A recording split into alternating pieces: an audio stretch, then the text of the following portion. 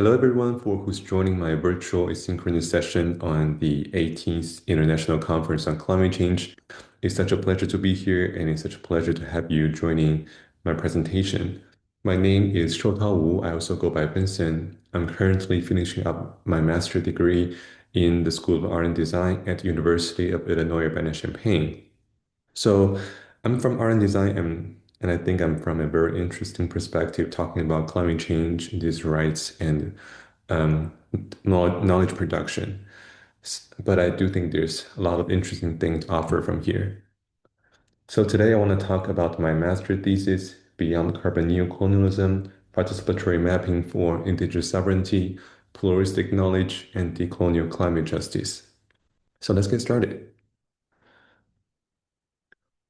I want to start with talking about some of the key contributions of the thesis.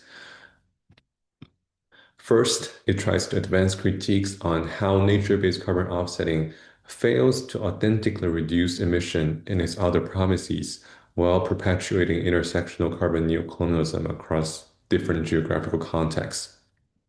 Moving on to an epistemological perspective, it also advances an epistemological critique of how dominant climate change governance, like carbon market and carbon offsetting, how they favor dualistic, positivist, and colonial ways of knowing while proposing a confrontational framework. So instead of only understanding climate change and carbon markets as something that's biophysical, managerial, we also understand these as deeply ontological and epistemological. And third, moving to methodology and method, it proposes a methodological intervention through the development of the method, Decolonial Participatory Mapping Workshop, to pave the roads to relational, embodied, and pluriversal climate justice future. So I want to begin by introducing carbon market and carbon offsetting a little bit. For those who are not so familiar with these concepts, they are the trading systems where countries, companies, and even individuals can purchase and sell units of greenhouse gas emission reductions. There's compliance carbon market and also voluntary carbon market, which we also call as carbon offsetting. Under carbon offsetting, one credit equals to a ton of carbon dioxide or equivalent greenhouse gas being removed, reduced, or avoided in the atmosphere, allowing emitters, mostly just companies, to compensate their own allegedly unavoidable emission by funding mostly through nature-based projects like reforestation project, RED Plus, which is reducing emission from deforestation and forest degradation, um, and also non-nature-based projects like renewable energy. This is focused mostly on nature-based carbon offsets, which allows a lot of lands, natural resources as foundations for generating carbon offsetting credits. And also for backgrounds, about 90% of the lands of indigenous and local communities are carbon sinks, containing 36% of the world's intact forest. The numbers might vary between different reports, but the reality is stark and mostly the case, which is most of the indigenous land have been targeted for generating carbon credits. Market environmentalists believe that nature-based carbon offsetting can advance a triple win for nature, growth, and equity. Yet a lot of times on the ground, it's just not the case. As McAfee critiques, like nature-based carbon offsetting proposes that it can boost climate change mitigation, yet a lot of times it just legitimizes continual emission. If we think about nature-based carbon offsetting as a scale, we have one side of reducing emission, the other side still continual emission. The scale balances both sides, but the size of the scale is still always the same. The scale does not get smaller, meaning the overall global emission, even though it functions in the most ideal format, is still not reducing emission. And also, the false equivalence between fossil carbon and biotic carbon is there as well, with the former a lot harder to abate and the latter highly volatile to forest fire and extreme weather. And also, technical accounting loopholes like um, additionality concern, manipulation of baseline, permanence concern, carbon leakage, a lot of counting tricks all pose serious question of how can these systems advance authentic emission reduction. And also on economic development, we really need to ask development for who. A lot of times in nature-based carbon offsetting, the development are mostly just for northern entities and mostly just companies who's purchasing carbon credits, as it's just so much cheaper compared to reduce emission at source. And also the high cost of responsibly managed forest are always ignored. So if we want to do this thing ethically and responsibly, it's not cheap at all. And third, addressing poverty, as they believe nature-based carbon offsetting can channel climate finance from the global north to the global south. Yet, a lot of times those climate funds are siphoned off by intermediaries like carbon credits brokers, third-party auditors, and a lot more. Carbon offsetting registries as well, like Vera. And also, destitution is important to generate cheap credits as you need to lower the opportunity cost for the communities as they forego forest use, which means the poor has to remain poor so that the credits can be cheap. And also, local elite capture also proposes serious concern of local inequality, which obstruct youth and women from sharing benefits from carbon offsets. To humanize the crisis a little bit more, I want to bring two cases about two nature-based carbon offsetting projects.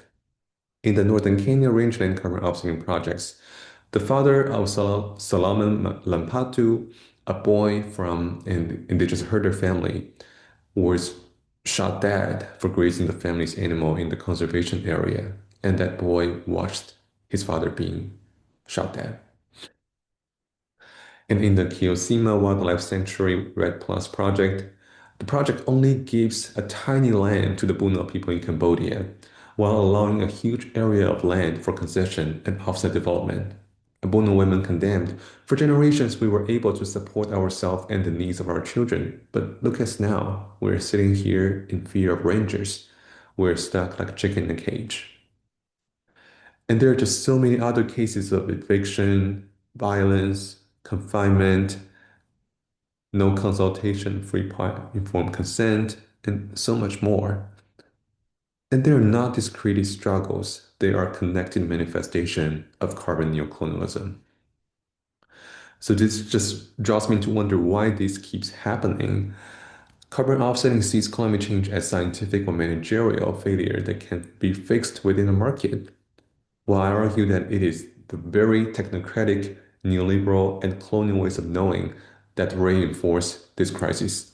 So other than just thinking this as mentioned, material, managerial, it is highly epistemological with how we produce knowledge, how we understand, with how we understand how we can fix climate change. So again, what is behind this material coloniality is the epistemological bias in carbon market and the overall climate change knowledge production, which is highly isolated, adopting the nature society dualism, making it possible to subordinate nature under the economy and society while overlooking politics and power relations. It is also highly positivist, favoring technocratic frameworks that reduce complex socio-environmental relations into only scientific quantification and economic transactions, while just ignore the socio-political complexity. And also is highly colonial, dominating knowledge production in the global north countries and expert institutions like what's been shown on the slide, IPCC, whose knowledge and policy has always been institutionalized, and also UNFCCC, the Article 6 from the institution, which essentially institutionalized carbon market, both voluntary carbon market, while devalue or even appropriate local knowledge, right? So how can we move away from this? I should probably put a research question from here, but the key research question here is how we can shift away from this epistemological bias in carbon market and have a new way of producing climate change knowledge that's something different, right? My approach is pretty simple here, adding D in the front. de-isolated, recognizing the interconnectedness of ecological, social, and economic systems, human and non-humans, and just all the beings are radically related. Like drawing from the Indian's concept, the indigenous concept of Kasaksacha, living forest, right? All the beings in the forest are highly interconnected. And also the relational ontology by Escobar, relations happens before the objects. Under that, the methodological guideline of how we conduct research should be highly interconnected, relational, and also interdisciplinary. It also should be deep positivist, underscoring the embodiment, emotions, and lived experiences to create pluralistic ways of knowing. Like Baudrillard's concept of senti pensare, feel thinking. We cannot separate feeling from thinking, reason from emotion. And also, indigenous scholar Greg Cahate's framing of indigenous knowledge from the integration of mind, body, emotion, and spirit. We cannot separate all of them. We need to think somatically, emotively, and more. So in that, how we conduct research and produce knowledge should be highly embodied, emotive, and also reflexive. It should also be decolonial, highlighting participatory, collaborative, and place-based knowledge production instead of colonial exclusion, drawing from Andean's concept of summa causa, or in Spanish born vivir, or in English living wall, the need for exceeding modernity through recommunalization, localization, emotive relation, collective harmony, and all that. And also, we need to be cautious about appropriation of these indigenous philosophies or local knowledge, as that opens another gate of colonial ways of knowing. So, with that, how we advance research should be justice oriented and also place based and collaborative.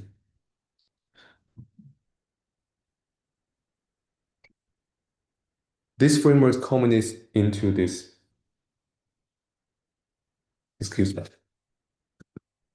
decolonial participatory mapping workshop, a collaborative and reflexive research method that brings diverse participants together to reimagine and co-create climate knowledge.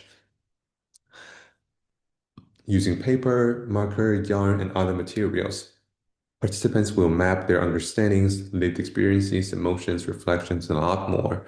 By visualizing these insights, they co-create a pluralistic narrative of carbon markets and also climate justice future. So, just for transparency and a lot and background, even though I hate IRB process, but this workshop has received that exemption. So all of the process executed has been obtained consent and properly documented. Um, so this workshop happened last October. It's a three hour long workshop. We have 9 participants in total. Their roles, positions, field, and demographic backgrounds all varies. The workshop comprises 3 consistent mapping sessions. The first being carbon marking offsetting, focusing on the policy itself, and the second one on environmental neocolonialism and the visual of body land, cuerpo territorio. Land and body cannot be separated when we're talking about extraction and harm. And third, climate justice future with a visual of Pachamama holding the earth, being Mother Earth, holding the earth, to think about the future of relation rooted in body, land, spirituality, and a lot more. I designed these visuals in order to have a shared reference of how we can map together. Prior to each session, I give a brief presentation on the session theme, and post each mapping, there will also a reflexive group discussion.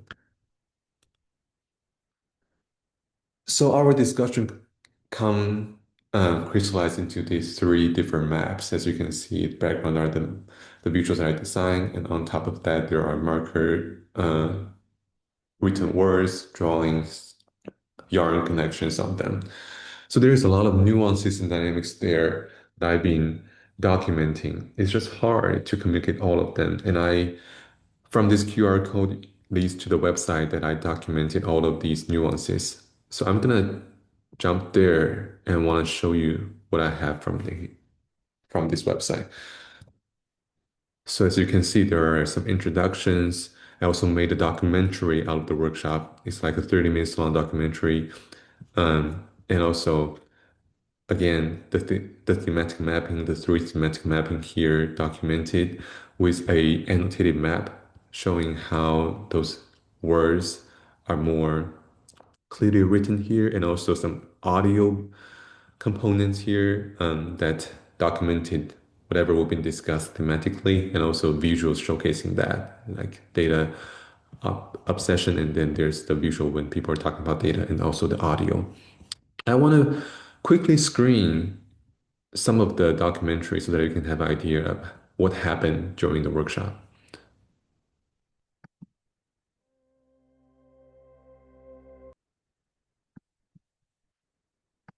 Now, before I start, I want to introduced that prior to the chapter 2, Environmental Neocolonialism, I screened the documentary from Deutsche Welle that documented the Northern Kenya grassland carbon project that I mentioned before, where an indigenous boy's father was shot dead.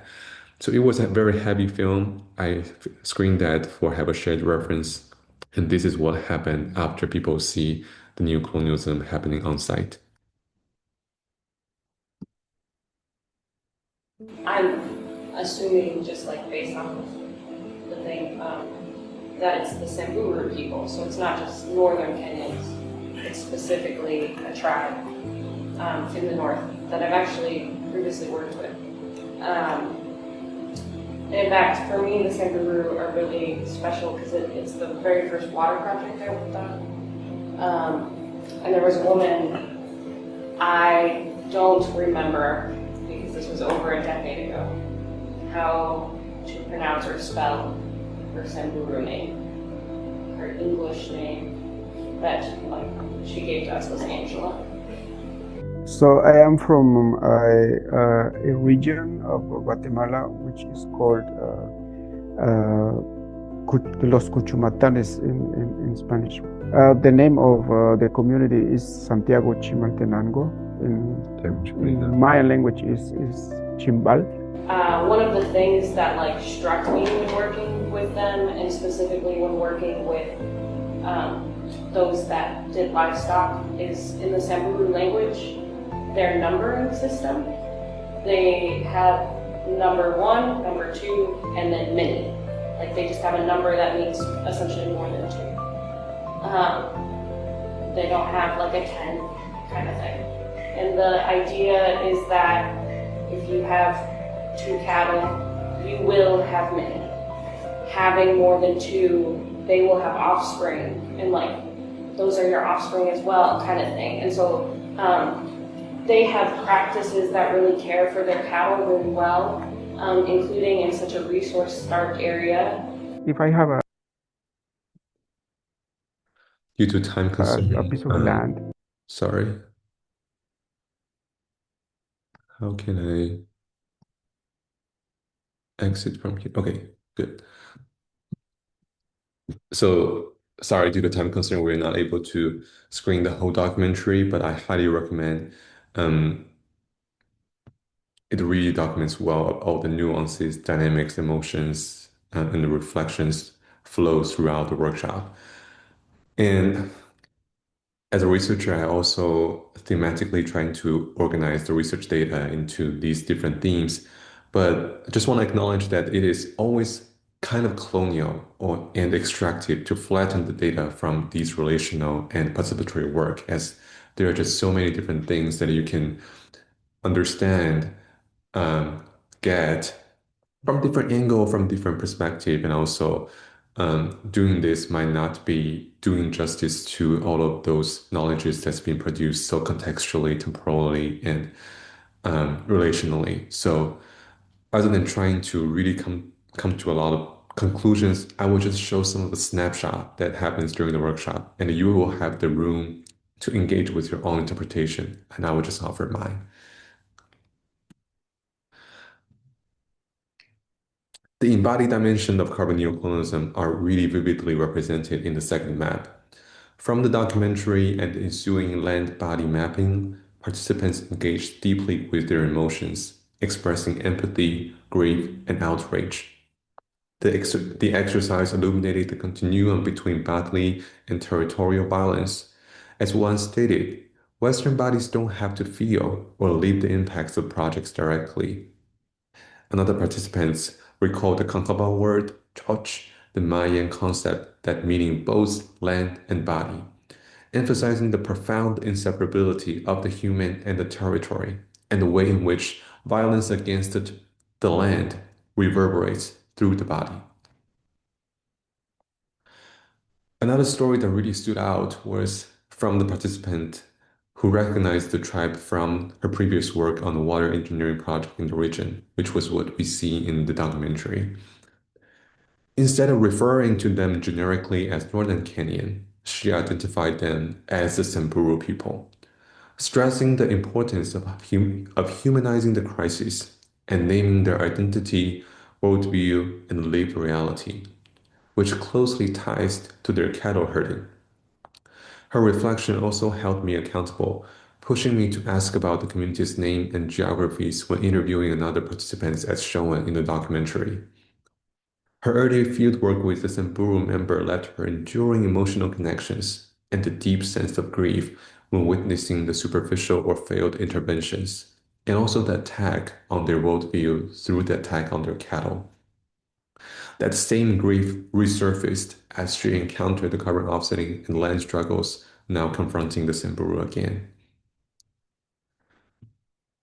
One core dimension in the third mapping session centered on knowledge production.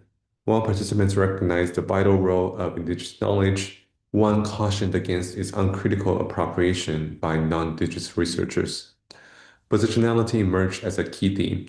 Acknowledging one's background, privilege, and culture standpoint is truly essential.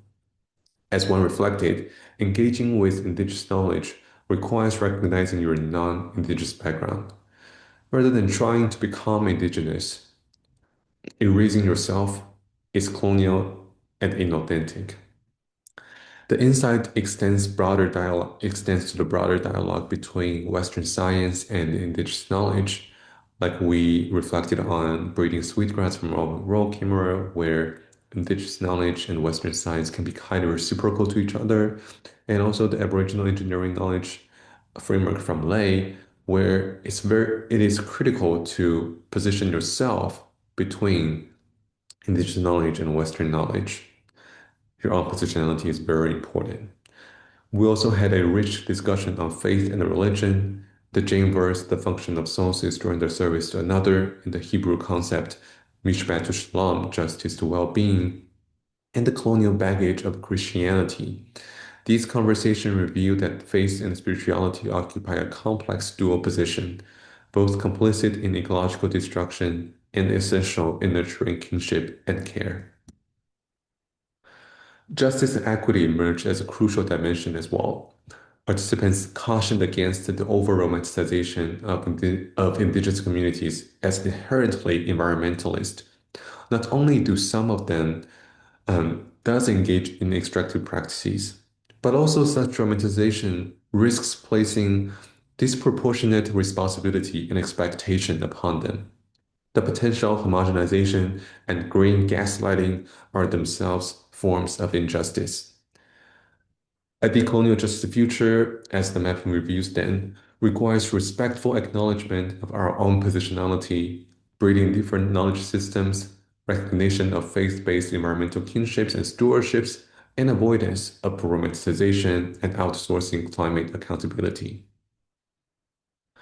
So with that, coming to the discussion of the thesis, again, carbon offsetting, especially its nature-based form, perpetuates carbon neocolonialism over indigenous land, bodies, and knowledge, rather than fulfilling its alleged triple win promise. Sorry. Tackle carbon neocolonialism then requires challenging the ontological capture and epistemological violence underpinning the dualistic technocratic, and Western colonial ways of knowledge production paradigms. Again, it's not just managerial or material, it's highly epistemological and ontological. This workshop, this mapping workshop encourages and highlights different ways of knowing about climate change that are first de-isolated, rejecting dualism while emphasizing relational understanding of politics, culture, land, and intersectional violence.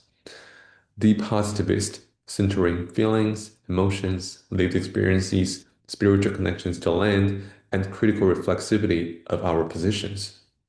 And third, decolonial creates spaces where diverse voices could be heard, valued, and engaged as agents of pluriversal knowledge production. So in the end, I want to talk a little bit about future directions because this method is by no means perfect or sufficient. Um, First, epistemic repair from the land, drawing from land as pedagogy framework from Simpson, Anishinaabeg land are highly important as defiance against the colonial education system and also their ancestral learning. How might the workshop be adapted to recognize the embodied and transformative power of land teaching and communal learning when conducting future fieldwork in the context involving Indigenous and local communities? And also drawing from queer feminist and Black feminist alliances and frameworks, queer feminist geography challenges this hetero-patriarchal dominion underpinning the climate change crisis, and Black feminist geographies recognize gender as racialized, calling for a Black sense of life where all human and other beings are horizontal. So how might these type of political alliances among Indigenous, feminist, queer, Black scholars, activists, and communities emerge through the collective resistance to the intersectional form of carbon neocolonialism, and maybe through the context of this workshop? And third, I don't have a chance to really talk about the limitations of the workshop, but there are a ton. Even though I define the workshop as participatory and decolonial, there are some structural hierarchy between me and participants, as I am the only researcher, curator of the resources. I designed the whole protocol and overall the process. So in a way, this process is highly colonial as it's inevitably tainted with my own personal voice. So drawing from Vallada's co-elaborative research method that treats community as peer mentors and knowledge as not extracted but shared with situated solidarity, how future iteration of the workshop might be designed not solely by me, but also through the process of co-elaboration and co-imagination through peer mentors, community collaborators, without hierarchy or dominion. I will keep reflecting on these questions as I carry this research forward. Thank you so much for your patience and time. Another possible is possible.